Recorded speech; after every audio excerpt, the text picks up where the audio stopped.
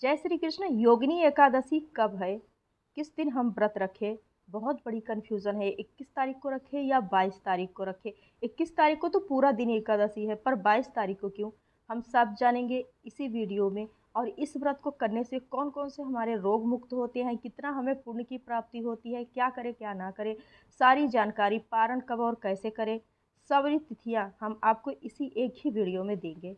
तो वीडियो अच्छा लगे तो चैनल को लाइक शेयर कर दीजिएगा। योगिनी एकादशी हर साल आषाढ़ मास के कृष्ण पक्ष की एकादशी तिथि को रखा जाता है और यह व्रत मुख्य रूप से भगवान विष्णु को समर्पित है। पद्म पुराण के अनुसार योगिनी एकादशी का व्रत श्रद्धा और विधि विधान से करने से व्यक्ति के जाने अनजाने में किए गए सभी पाप नष्ट हो जाते हैं। यह पीपल का पेड़ काटने जैसे बड़े पापों को भी नष्ट करने वाला माना जाता है। जो व्यक्ति योगिनी एकादशी का व्रत सच्ची निष्ठा से करते हैं, उन्हें मृत्यु के बाद मोक्ष की प्राप्ति मिलती है। वे जन्म और मृत्यु के चक्कर से मुक्त हो जाते हैं। भगवान विष्णु के परम धाम में, वैकुंठ धाम में स्थान को प्राप्त करते हैं। धार्मिक ग्रंथों में कहा गया है कि योगिनी एकादशी का व्रत रखने से व्यक्ति को 88,000 ब्राह्मणों को भोजन कराने के बराबर पुण्य फल मिलता है। यह व्रत विशेष रूप से शारीरिक बीमारियों और कष्टों से मुक्ति दिलाने वाला माना जाता है। पौराणिक कथा के अनुसार हेममाली को कुष्ठ रोग से मुक्ति मिली थी, जिससे यह माना जाता है कि यह व्रत गंभीर चर्म रोग और अन्य शारीरिक व्याधियों से राहत दिला सकता है। यह शरीर, मन और आत्मा की शुद्धि करता है।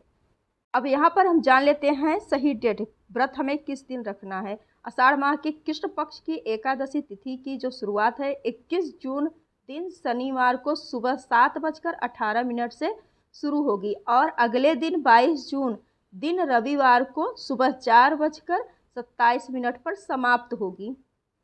21 जून को 10वीं मिश्रित एकादशी होने से समर्थ संप्रदाय में योगिनी एकादशी 21 जून दिन शनिवार को रखा जाएगा। वही 22 जून दिन रविवार को त्रिस्पर्श महत्व त्रयोदशी योग है, जिससे सुबह एकादशी, पूरा दिन द्वादशी और रात को त्रयोदशी का संयोग है।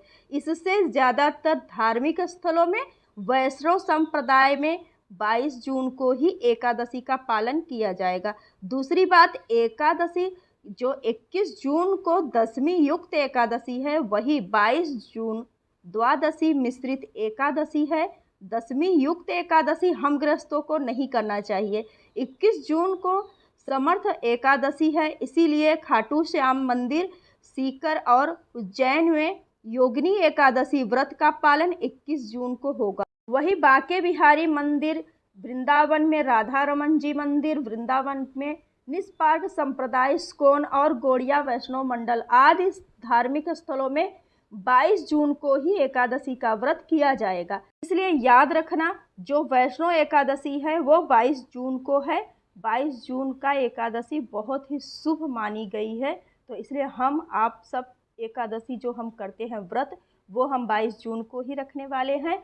जो चावल का परहेज करते हैं कि एकादशी के दिन हमें चावल नहीं खाना है, तो वो 21 जून का परहेज कर सकते हैं। और जो व्रत करते हैं वो 10वीं तिथि से ही अपना परहेज शुरू कर देंगे, यानी 10वीं तिथि को ही चावल और ये लहसुन प्याज वाले भोजन, ज़्यादा तेल मसाले वाले भोजन, ये सब नहीं करेंगे। 10वीं तिथि से ही इन सब चीज़ों का त्याग करेंगे।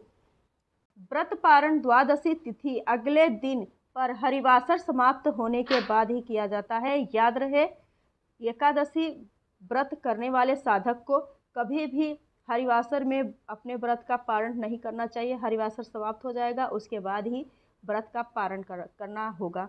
व्रत पारण का जो समय रहेगा 22 जून दिन रविवार को सूर्योदय के बाद किया जाता है।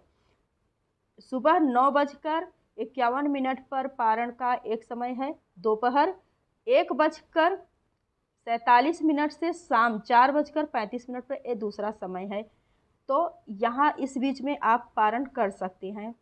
जो साधक 21 जून को व्रत करेगा वो 22 जून को पारण करेंगे, और जो 22 जून को व्रत करेंगे वो 23 जून को व्रत का पारण करेंगे। व्रत का पारण क्या रहेगा, सुबह 5 बजे से लेकर 8:11 बजे तक का समय रहेगा 23 जून को। तो वो अपना व्रत का पारण कर सकते हैं। द्वादशी तिथि के दिन जल्दी ही उठकर स्नान आदि करके, जैसे एकादशी वाले दिन संकल्प लिया होता है वैसे ही द्वादशी तिथि में संकल्प लेते हैं और भगवान को समर्पित करते हैं। फिर जल फल जो भी है और कोई प्रसादी आप बनाए हो तो वो भोग लगाकर ब्राह्मणों के लिए दान दक्षिणा निकाल कर, और फिर वही प्रसादी जो ठाकुर जी को अर्पित किया है वही प्रसादी लेकर या तुलसी दल लेकर अपने व्रत का पालना आप आराम से कर। याद रहे, एकादशी तिथि पर दान का बहुत बड़ा महत्व होता है, इसलिए दान जरूर करें। आपको हमारी जानकारी अच्छी लगी हो तो चैनल को लाइक शेयर कर दीजिएगा। वीडियो देखने के लिए बहुत बहुत धन्यवाद। योगिनी एकादशी की बहुत बहुत शुभकामनाएं।